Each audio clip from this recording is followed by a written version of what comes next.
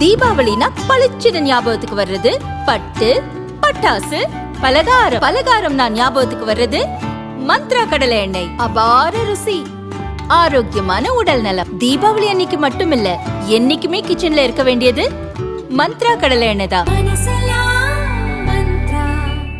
ரொம்ப டயர்டா இருக்கு.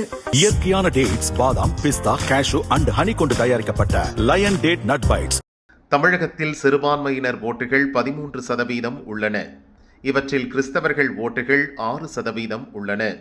ஜெயலலிதா மறைவிற்கு பின் முஸ்லிம் கிறிஸ்தவர்கள் ஓட்டுகள் திமுகவிற்கு முழுமையாக கிடைத்து வருகின்றன.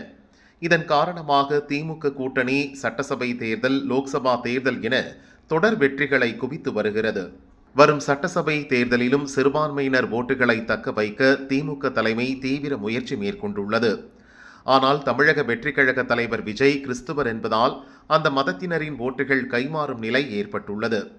விஜய்க்கு பல்வேறு கிறிஸ்தவ அமைப்புகள் மறைமுக ஆதரவு தெரிவித்து வருகின்றன. இந்நிலையில் தாவேக்கு சார்பில் மாமல்லபுரத்தில் கிறிஸ்துமஸ் கொண்டாட்டம் நடந்தது. இதில் முக்கிய கிறிஸ்தவ அமைப்புகளைச் சேர்ந்த பேராயர்கள், கிறிஸ்தவ கல்வி நிறுவன பிரதிநிதிகள் பங்கேற்றனர். பலர் வெளிப்படையாகவே சட்டசபை தேர்தலில் விஜய்க்கு ஆதரவு தெரிவிக்கும் வகையில் பேசினர்.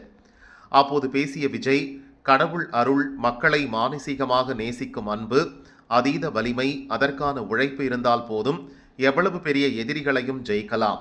சமூக சமய நல்லிணக்கத்தை பாதுகாப்பதில் 100% உறுதியாக இருக்கிறோம்.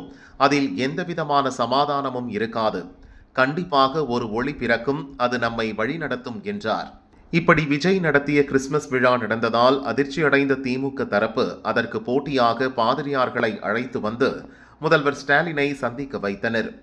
சென்னை தலைமைச் செயலகத்தில் தென்னிந்திய திருச்சபையை சேர்ந்த பாதிரியார் ரூபன் மார்க், சிஎஸ்ஐ பாதிரியார் ஹேமச்சந்திரா, வேலூர், மதுரை, ஈரோடு, திருச்சி உள்ளிட்ட மாவட்டங்களைச் சேர்ந்த பாதிரியார்கள் முதல்வர் ஸ்டாலினை சந்தித்தனர்.